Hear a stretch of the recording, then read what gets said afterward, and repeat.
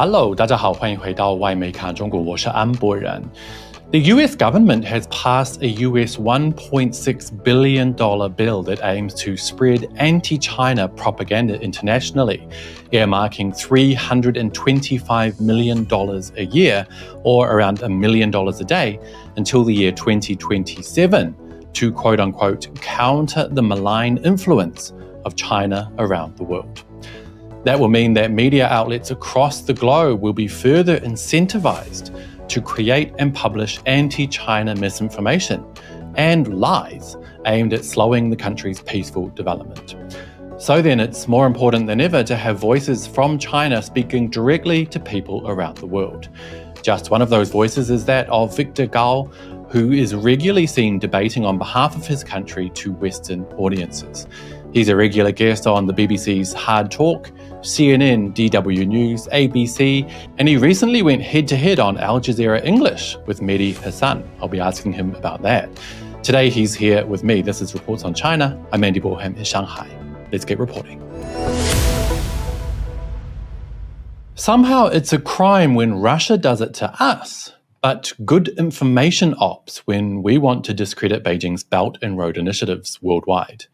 Those are the words of geopolitical analyst Marcus Stanley after the US House of Representatives passed a bill that will throw US $1.6 billion directly at media outlets around the world who are willing to produce and broadcast anti-China propaganda, which is ultimately aimed at ensuring the world continues to see China as a threat, a negative, evil force that is somehow poised to ruin the world.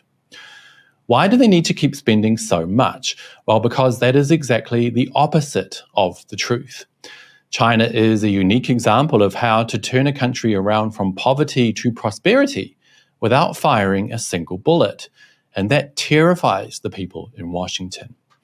So now it's more important than ever to have real Chinese voices speaking directly to international audiences around the world. Today, I'm honored to welcome to the show one of those voices. At just 16 years of age, he started university.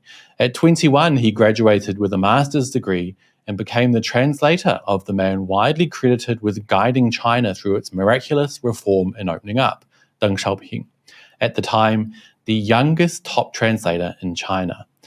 Today, he's a professor at Suzhou University, vice president for the Center for China and Globalization, and a regular guest on numerous Western media outlets. Mr. Victor Gao, welcome to Reports on China. Thank you very much for having me. Firstly, I want to ask you about the proposed $1.6 billion that Washington is earmarking to, quote-unquote, counter the malign influence of China around the globe. Why is it so important for Washington to constantly smear China? First of all, this recent decision is a wrong decision. It's not reflecting the decency of the American people. It's kind of a smear campaign. It's distortion of the facts, and it denies the realities on the ground in China. And I think this money spent will be completely wasted because China is a megatrend in the world. All of us need to accept China as a megatrend. And no matter how much money you spend on smearing China, misrepresenting China, doesn't change the fact that China remains a megatrend.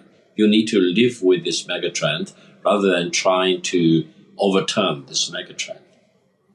So what can China do to counter what will clearly be a marked increase in misinformation in the media landscape, which is already flooded with anti-China propaganda?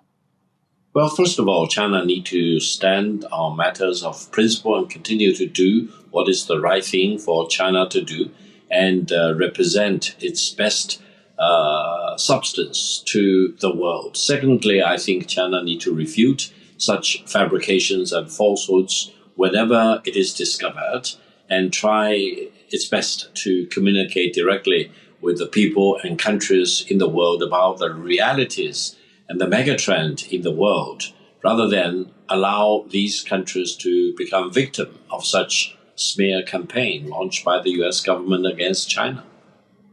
Speaking of speaking to audiences around the world, you're a regular guest on many Western media shows, including multiple stints on BBC's HARDtalk. Let's take a quick look. democracy, because what we see on this 100th anniversary is that the Chinese Communist Party has found ways, ideological contortions, to enable the people of China to get rich, to make money, to enjoy many of the fruits of a capitalist system. What they have not allowed the Chinese people at all is any degree of political freedom, any real ability to freely express themselves, to express dissent against the ruling party. Are you telling me that that total disconnect between economic freedom and political, intellectual freedom is sustainable for the long term? First of all, Stephen, allow me to disagree with your analysis. First of all, I think the system in China works for China today under the Chinese circumstances. Secondly, but Mr. Gao, it only works if you're prepared to see all of those who dissent locked up, repressed, surveilled, robbed of what we in the West call basic human rights. Allow me to disagree with you again. Why? Because I would say any society everywhere in the world today has some taboo list. It may differ from one country to another, but don't tell me that there is any country that you have freedom of speech in absolute term rather than conditional term, where you have freedom of expression without any conditions to it. No, I would say freedom or human rights all exist, not in the vacuum, but relative to rights and obligations. In China, we have our own freedom, we have our own democracy. It's conditioned to circumstances in China. And in China, there is a short list of red button issues you are not allowed to talk about. For example, Tibet independence, Xinjiang independence, or Hong Kong independence. For example, if anyone wants to declare Hong Kong as a republic of Hong Kong, it will be wiped out immediately. It's not part of the freedom or democracy as we understand in China. But you cannot say that the rest of the system in China is not freedom or human rights.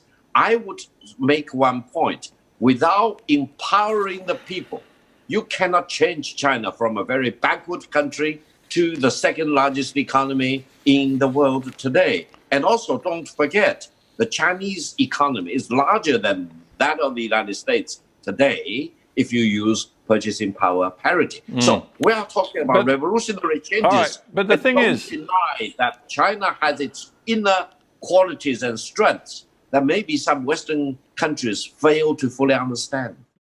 So in the face of some really obviously false narratives and laughable accusations against China, like, for example, that China has some kind of widespread social credit system, something that's been debunked many times, I'm wondering, Mr. Gao, how you keep your professionalism and composure. Well, I'm very often shocked by these false accusations against China, orchestrated by some Western governments. And these are very dangerous developments because, first of all, they are wrong, they are false. Secondly, they aim to distort the realities. They wanted to create a false narrative about China. And while China has always been a major force standing firmly for peace and stability and development, they want to misrepresent China as a force for hostilities, for confrontation, for example, or for picking up a fight with its neighboring countries. Therefore, I think we need to seize every moment, whenever it is possible, to stand up and speak about the realities about China. I do not mean that we need to misrepresent China in any way, on the left or on the right. We just need to give the real perspective to the global audience about the realities in China. And no one can really hide from the fact that China has achieved huge amount of rapid, profound transformation over the past 46 years. And China by today is the second largest economy if we use official exchange rate, and is the largest economy if we use PPP as the measurement. So nobody can really completely misrepresent what China is, and their attempts to mischaracterize China and distort the realities about China will eventually come back to bite them rather than really hurt China's fundamental interest. The BBC was blocked from Chinese airwaves in 2021 after the British government blocked China's English language channel CGTN. Now, you said recently that you hope BBC can come back to Chinese screens one day. So I was wondering, do you truly believe that that channel offers any value to Chinese people in 2024?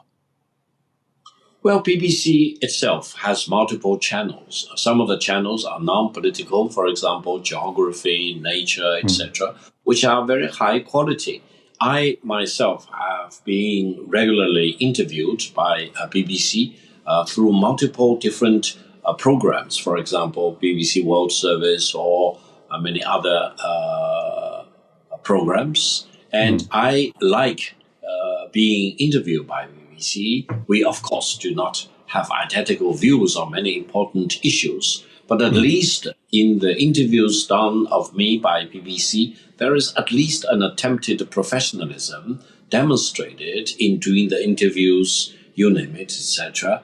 And I think it is very unfortunate that China was forced to ban BBC as a direct result of British government banning CGTN in Britain. I personally hope both CGTN and the BBC can be restored back to normal operations. While we may not agree with everything made by BBC, I think for the Chinese people to have the benefit of listening to another perspective, sometimes highly critical, sometimes very hostile, sometimes misinformation, etc., at least we can get the benefit and we can listen to different voices and eventually come to the right conclusion based on our overall assessment of the situation. I hope both China and Britain will do their utmost to make sure that these media operations will be normalized and will be allowed to operate in each other's country. Now I just want to play another clip of you on a British show that went viral recently of you laying down the reality about Britain, a former superpower. Let's watch. There's a big debate in Britain about what language we use about China. Are you a competitor? Are you an ally? Are you a threat? How would you regard your relationship with Britain?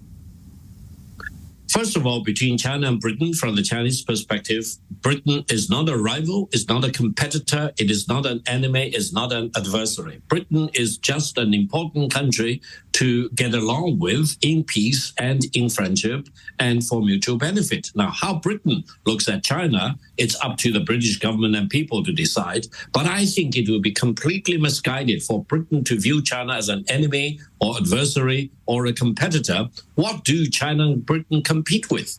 China is the largest manufacturer of automobiles. Competing with Britain? No. China is the largest exporter of EV cars and will lead the whole world in EV production. Is Britain a competitor? No.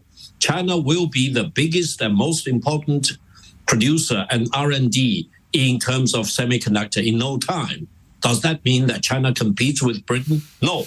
China will be the leading nation in AI revolution. Is Britain a competitor? No. So I think British government should not overestimate its impact on the global scene and view Britain as a rival of China. China is not. China is a fact. China is a megatrend for Britain to live with and get along with. Let's make peace rather than agitating for war. Okay, I think that one thing people really loved about that clip was how you really laid down the cold, hard truth. One of the things that some people say about Chinese media is that it's altogether too nice and fluffy, and that we, or Chinese rather, should perhaps throw more punches. What's your opinion on that? Do you think it's time that China gave some more tough love?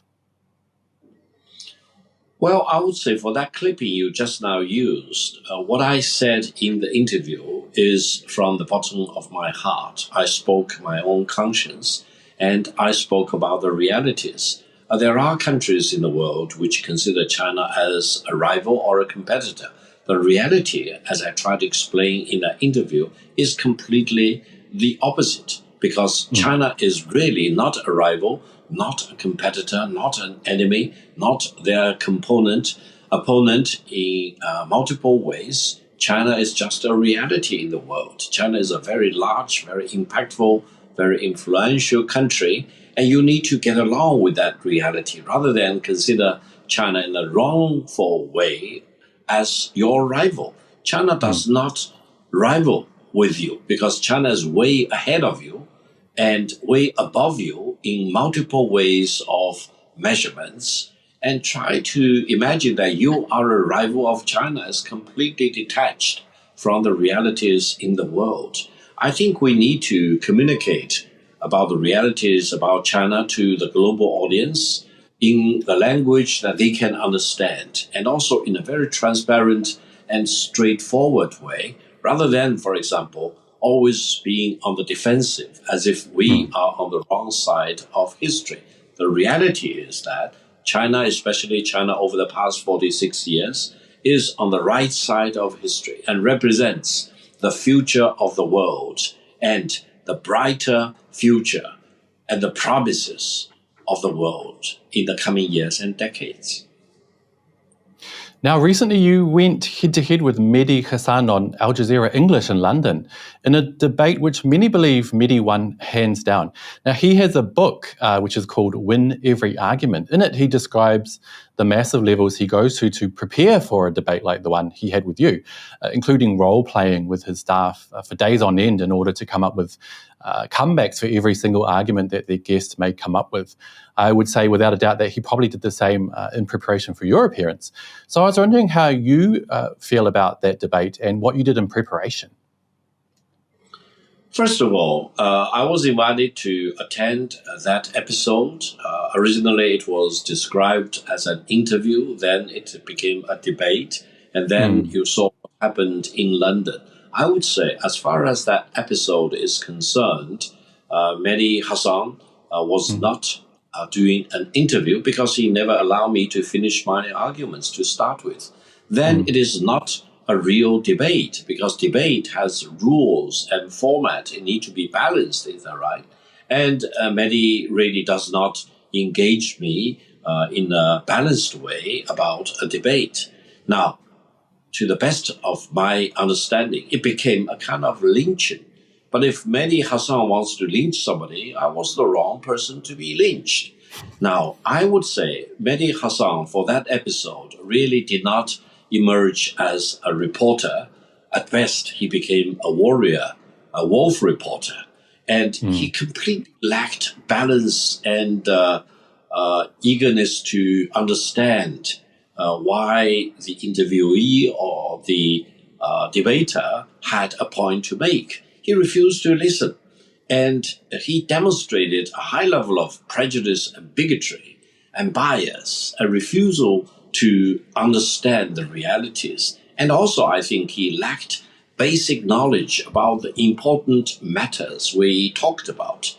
I would say by the end of the day, he didn't achieve anything because, as I mentioned, the megatrend that there is only one China in the world, and Taiwan and Tibet and Xinjiang are parts of China, never were changed.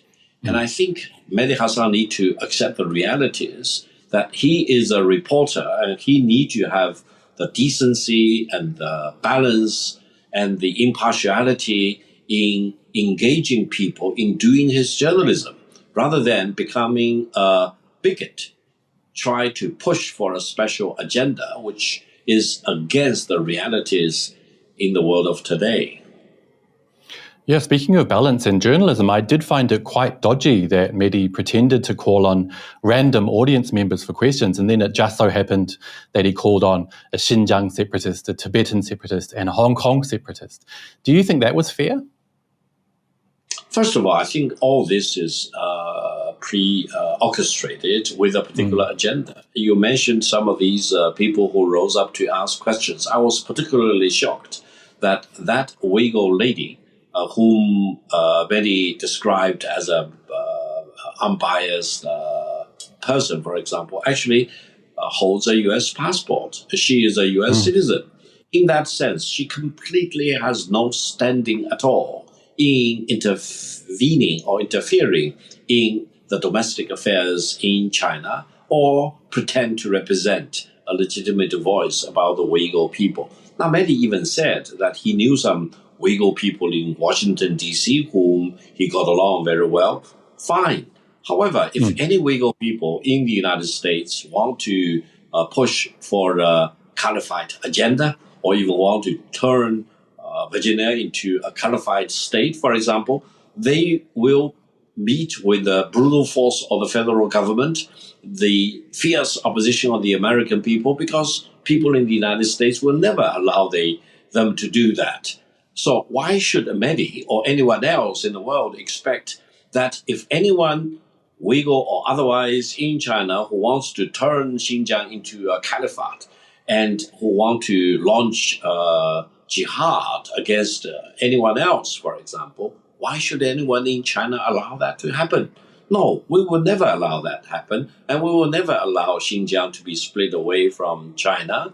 As, for example, decent Americans will never allow any Uyghur or anyone else to turn, let's say, Virginia into a caliphate, and to allow anyone to pursue an agenda of extremism, terrorism, or separatism in the United States or anywhere else.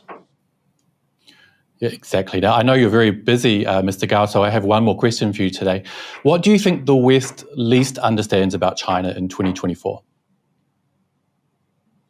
I think the West need to understand the realities in China. China is a force for peace, stability, development, technological breakthroughs, etc. It is completely different from what Western countries want to present China to the global audience. China is not agitating for war. China is not agitating for exploitation of any other country. China treats all the other countries on an equal basis, and China respects each other country's political system, social system, values, etc., while China keeps its own tradition, values, and political system. China's view is that we can get along with each other despite of our differences, rather than, for example, having one country dictating to all the other countries. And the Western countries need to understand these basic truths about China for their own benefit and for the benefit of mankind as a whole. Mr. Victor Gao, thank you so much for coming on the show today. Thank you very much for having me. And on that note, that will be it for today, you guys. But as always, I'd love to hear what you think. What should China do to counter US propaganda in the media? Should Chinese voices like Mr. Gao change their tactics? And why is the US so scared of people around the world seeing the real China? Let me know down below, and don't forget to hit like and subscribe if you haven't already. It really does help the channel. I'll see you all next time. Bye-bye.